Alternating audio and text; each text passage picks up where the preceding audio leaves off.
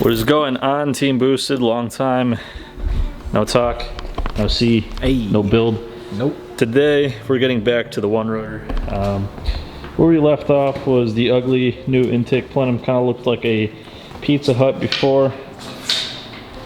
More like a Pizza Hut now? It's a little less ugly now. So what we've got here is we have some fuel rail stock. We need to make a new fuel rail for our injectors.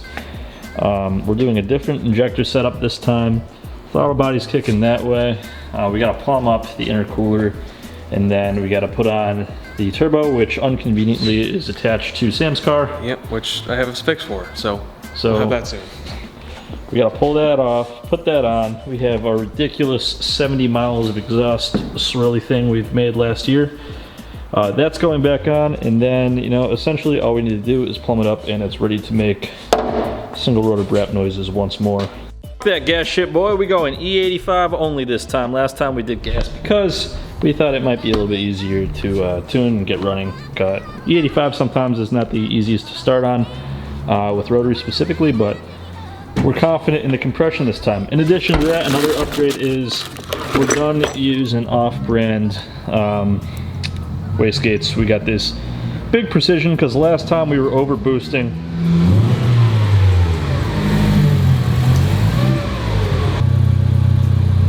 Shut up! Anyways, we were over boosting to 25 psi on a 14-pound spring, so we're not gonna trust the old wastegate, and that's pretty much the only change we're making to the exhaust side of things. This is a compressor, no longer. It's yeah. Still a compressor, just a different type of compressor. He's got a smaller turbo for it. This one like takes 1,000 years to spool. Yeah, so these motors, I don't know, I don't have any info on how high they can rev. Stock red line's like 5,800 for a 4-cylinder, which is ridiculous, but this thing doesn't get full boost until like 4,500, almost 5 grand. So it's slow the whole time. So he's got a smaller turbo, so hopefully it spools faster.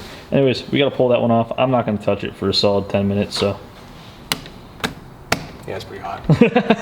Okay, so we forgot to order injector bongs, and this is a giant aluminum dowel, which is too big to be an injector bung, so I'm gonna turn that down to a more appropriate size, and we're gonna make our own injector bungs, because what's the point of having all of this fancy fabrication equipment if you don't use it? Although it would be way easier to just buy the right shit the first time.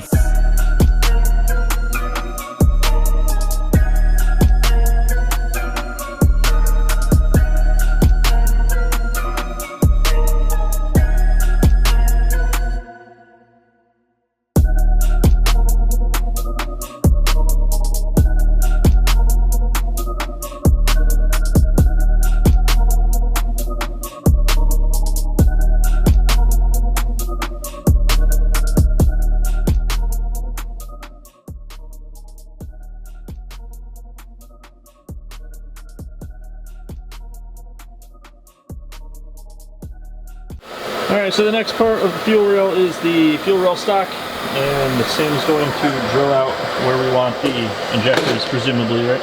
Yeah.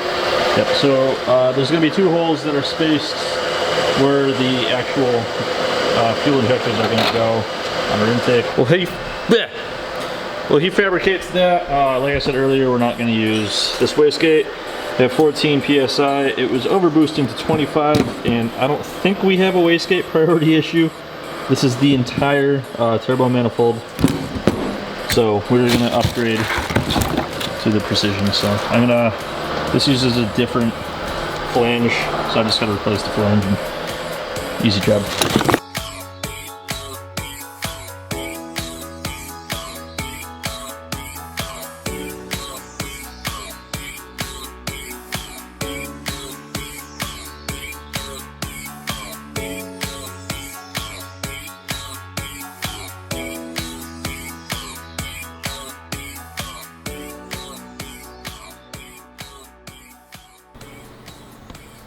See all them bits? I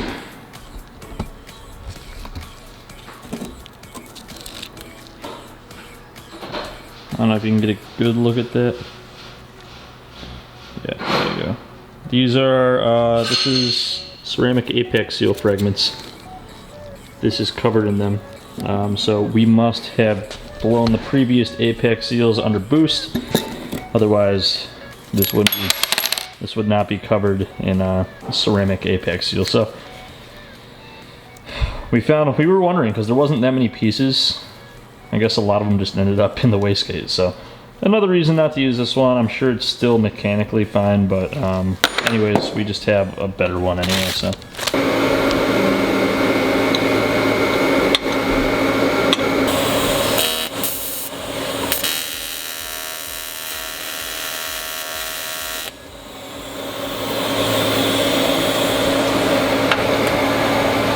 Okay, so the Pizza Hut intake almost done. Here's what we're using for injectors. There's a 650 and a 1300 for our secondary. We calculated this out to be just around the amount of horsepower we want on E85. So instead of 4 injectors this time, we're going with 2. Better tunability, just like that. I'm wondering if we can use our stock fuel lines. It does not look like it. Hold on. This one fits. Oh yeah, look at that. Just gonna have to change some end fittings here. Maybe not even. Pretty cool. You know, it's becoming less ugly as more shit gets added to it. I don't hate it as much as I did. Anyways, we have a straight shot to the intercooler, and then obviously the turbo is going to plumb to that side. Only thing we have to fabricate now is a new water neck. Got these big -20 lines going through that. We're all in agreement that this setup is not only cleaner, but seems to be more stout. Eliminating some variables here, and you know, we learned from the first 2 times we blew this up, so we're trying to make this one last. Look at this ugly motherfucker. See that weld just below the wastegate? Well, we welded the wrong flange on the first time, so now there's 2 welds directly below the flange gate. Well, there's 2 flanges on it. We just welded one of the flanges on top of the other, but you know, it works.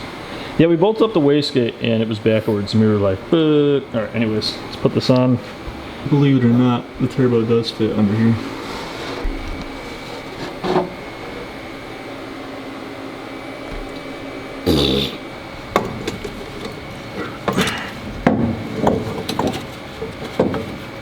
Okay, so the turbo's on. We're wondering, there's a few modifications we have to make. So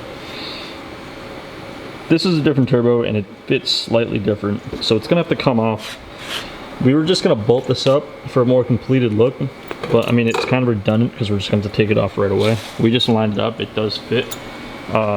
This is probably a good stopping point, because with the amount of work that is left, we'll just wrap that all up into the next video, which will be the first start video as well. Yeah, because a lot of it's gonna look all the same. It's just gonna be adjusting things like clocking the turbo. Yeah, like for example, we got on wastegate shit. We need fittings for this. We just have some. We have to clean up some wiring, which is never ever fun to do or watch. Yeah, we just need a day where we can just come in here, not film, and just get it all ready. We want to have it running for you guys, so that's what we're gonna do next. So I think that this is where we're gonna leave it. We have this not looking so ugly. It's still uglier than the last one for sure, but it's simpler. I'm more confident with the injector setup we have this time. And this is all like really thick aluminum. And of course, the main difference with this one is our brand new center housing, or yeah. So hopefully this iteration will run nice and smooth. It'll we have allow us to glass, no glass apex seals. Yep, we got big beefy boy power seals. So if this iteration does what it should do and allows us to tune it and actually drive it around, then we could worry about making this less pizza boxy. Nah, it's gonna stay like that. It's growing on me already. Anyways, yeah. So next video, this boy going to run. Devin, pick a winner for the giveaway. There's no point. This is a good enough ending. We're just gonna talk literally about everything we've just said. So, if you guys aren't familiar with the channel, we give away products from BoostedShades.com, and that's partially responsible for the funding of projects like this one. So check out BoostedShades.com. All right, this video's winner is Shifty Malone. All right, hit us up at Teamboosted at BoostedShades.com. or through any of our social media pages. We'll get back to you and ship you something. If you guys want to win, all you gotta do is like, subscribe, and leave a comment. Comment could be anything. We ask you guys things at the end of the video to make it easier to, you know, think of a comment. I got one. How are you guys spending your time during quarantine? Binge watching Netflix like the rest of the world. Anyways, leave that in the comment section. You're eligible to win stuff from boostedshades.com. As always, guys, thanks for watching. We'll see you next time.